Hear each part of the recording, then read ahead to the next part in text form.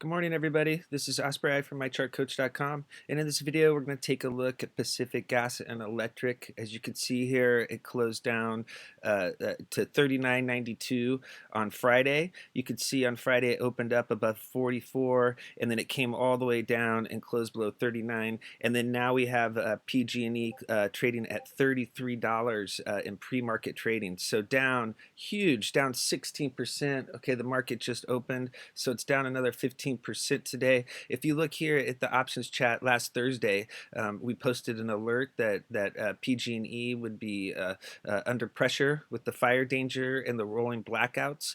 As you can see here on the put options, they were barely moving at the time of the post. And then if you look here on Friday, you can see here how the put options were up huge. You can see 7,000% gainers, 3,000%, like major moneymaker on the big drop.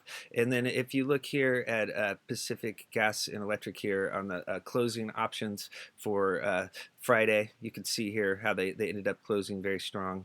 And then so today the gains to the downside will be added. The put options are going to be up big again this morning, and with the big 16% drop. And so yeah, or big drop, 16 on top of the 16% drop last week. If you look here at the daily chart, you can see now it's down below 20 on RSI, down below 20 on Fasto, very oversold, down below 30 on RSI. I'm sorry. You can see it has traded below that level for an extended period of time back in the past.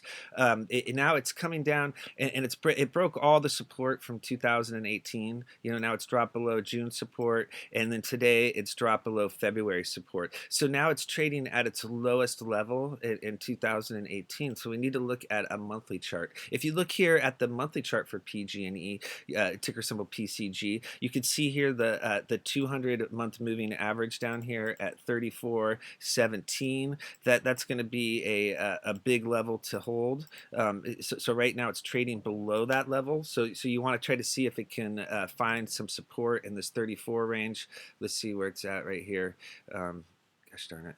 Yeah, it's at 29. So yeah, so they're taking it down lower. They're pushing it lower. So what that's doing is that's putting this 300-week moving average at 28 on deck. So keep an eye on that level. 28 will be the next level to look for a possible support, maybe a technical bounce after this huge drop. If that fails to break, it could drop down to 22 and test that low from down there in